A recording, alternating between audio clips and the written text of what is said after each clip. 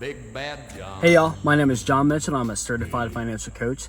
The purpose of this YouTube channel and this YouTube video is to teach you how to build great wealth by mastering the basics of personal finance. On this YouTube channel, you see my baby, my dogs, and my wife in my YouTube shorts, and watch us go through the everyday personal finance challenges of being a small family. In my long form content, you'll see me break down larger subjects, easy to digest steps that you can apply to your everyday life.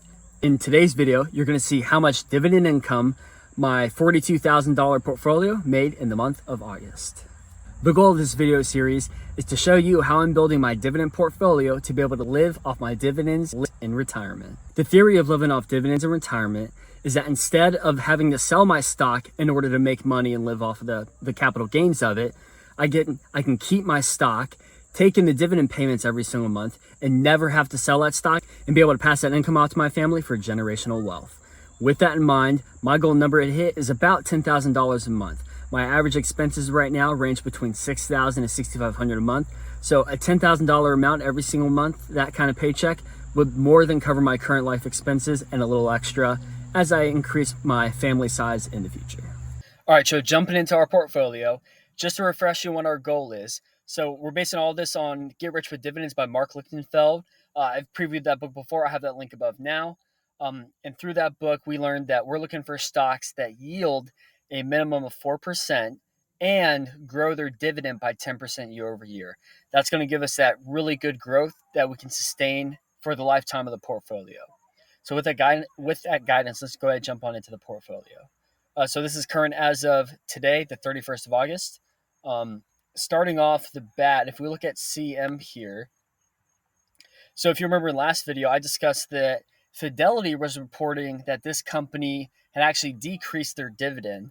I'll show the screenshot now, but I found a news article that showed that they were not decreasing the dividend. It is the 97 cents per share that I had posted 2 months ago, in that most recent update. So I guess that's just to show you that your brokerage may not always be up to date, or that shows Fidelity's out of date and maybe I should update it to a different brokerage. If I should, comment down below what brokerage I should switch to. But either way, moving on. So CM continues to be my biggest player right now. My yield here for that stock is just over 9%. And if you're wondering, wow, how did I get such a high yield? I bought the company during COVID when prices dropped, and so I took advantage of that, and that's why that's doing so well. That's why in other videos I've had this spring and this summer, when you see dips, you got to buy those dips. And again, you're not going to find all at the best dip, and you're not going to find them low. But if you're following a certain stock, look for when it dips below your cost basis. Again, that's this number here. Your cost basis is the average amount of money you've paid per share, and that could be above the share price or below. So again, if you look at the cost basis here, mine's $42, and the current price for the CM, the Canadian Imperial Bank, is $77. That means I am up on average $30 per share for my holding in this company. I'm doing pretty well with the stock. I'm happy with that. Either way, moving on. So looking down the rest of our stocks here, so seems my best. To refresh you if you missed that last video, this yield SP, this is the reported yield of the stock at the current share price based off the current dividend. So I'll break that down. So essentially, the yield is the price here compared to their current expected payout, versus this yield here is my cost basis the cost basis as compared to the dividends per share for that yield. So if my cost basis is low, my yield's going to be really high. If it's low, it's going to be lower than that stated yield. So again, I got these yields. These are from Fidelity. If you just type in the dividend percentage payout for CM, you'll see that there. That's where I got that from. For the rest of the stocks, nothing crazy to report. No one really changed or increased. We had a couple dividend increases, I think 1 or 2 of them, but nothing crazy. If we look at our current value, our value in my taxable account is $23,500 and some change, with a current yield of 5.277%. My yield without including cost basis, so this would be if I bought all the same stocks I had at their current share prices, I'd be yielding 4.6%. So that's that too. Again, our target goal is 4%, at least on average with all the stocks. And so in our taxable account, we're well over that, which is awesome. We'll get to income year to date later. So moving down to the Roth IRA, again, the great part about these dividends is that they're all tax free, which is awesome. That's the perk of having your dividend stocks in your Roth IRA. So I have nothing to really highlight stock wise here, but our Roth IRA value is just shy of $19,000.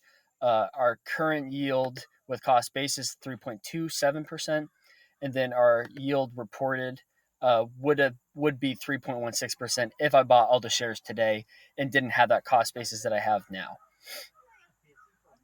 So moving down a portfolio, again, our portfolio increased to 42,474. That's a really nice increase. I think it was just over 40,000 last month. The cool part is the only reason this increase was partially to a couple $100 in dividends, uh, as well as just capital gains going up. I hope you can see over the last 4 or so episodes of this that stock price goes up and it goes down. It happens. So my portfolio value fluctuates, but that's just how stocks go. That's how it is. Our current yield is 4.174 on average, which is awesome. That's well above that 4% marker that we're looking for. And then the yield without cost basis is the 3.81%. If you haven't already, go ahead and like this video and subscribe for future content, as it really helps me know what y'all like to see and want to see in the future. Jumping over to our income sheet. In the income sheet, this is where I show what stocks paid me for that specific month. As you can see here, this is our stock payouts for the whole year. Jumping down to column J today, this will be our payouts for the month of August. So again, to refresh, I have the taxable or my taxable brokerage or bridge account on the top, and then the Roth IRA is on the bottom. So for the month of August, for O, again, O is the monthly dividend pair. That's what they pride themselves on. And we got $7.86. As you can see, we have steadily increased in our payout from O every single month. It's not a lot, but again, I'm increasing every single month, and I plan to have the stock for the next 40, 60 years. So you're going to see that increase a lot in this video series in the future. Our next payout is MPLX.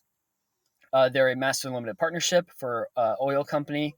The cool part about them is that, one, they pay huge dividends like this $30.30, but I don't pay any taxes on the dividends I receive from them in my bridge account. Again, these are a little complicated, so please consult with someone or watch one of my other videos to learn about basically MLPs and how they are taxed because they're special. Essentially, they're taxed once you sell them in the future. So every dividend I get reduces the cost basis I have for the stock. So let's say I paid $100 for one share of stock, and then I got this $30 dividend for the month. That means my cost basis is $70 left. And so I'd be taxed. If I sold the stock today for $100, I'd pay taxes on that $30 in the future once I sold. But if I don't sell, again, I'll check.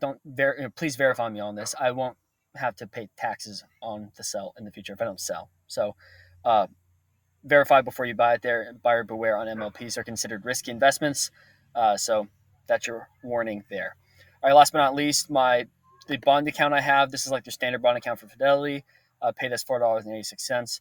Our total dividends and interest for the month of August and our bridge account was $43. Moving down to the Roth IRA, NXTS, Nexstar paid us $18.90. FBiz paid $8.47, and then Lowe's paid $8.17. And then again, their bond account from a Roth IRA paid $2.42 for a total amount of $37.96. Our portfolio total for this month was $80.98. And then for the year, between our Roth account and our bridge account, we have made $709.91. Before I forgot to say above, going back to the bridge account. So all these dividends here are after tax. So Fidelity takes out the taxes I get on each of my dividends. So I only reinvest the dividends I receive post-tax. So again, this is to give you an accurate picture post-tax on my dividends, how I'll do in the future. So I wanted to put that out there as well. All right, last but not least, jumping into our data sheet. So through this data sheet, I project where I think my dividends will be in the future, so I can approximate how many years it'll take for me to be able to retire off of dividends. So if we start with year one, our current account value is $42,474.06. Our dividend yield as of today is 4.174%. Our average monthly dividend for the last 8 months has been $88.74. And if you take that and multiply it by 12, you get our expected dividends for the year, which is $1,064.87. So I should approximately have that by the end of December this year. And then for planning factors, I'm using a dividend growth of 10% just to project into the future. I can't guarantee this is going to happen. I did choose these stocks because historically they have increased their dividends by approximately 10%. And I'll dive into that in another video, but that's my planning factor here. And then again, I have the formula set up so that it increases my approximate portfolio value, my dividend yield, my monthly dividends into the future. So if we look down to year 22, this is when I break over my $10,000 a month mark, and I'll be making $12,763.91 every single month. And that's when approximately I should be able to live off of dividends. I say approximately because the great part is this is without me investing any more money into my dividend portfolio.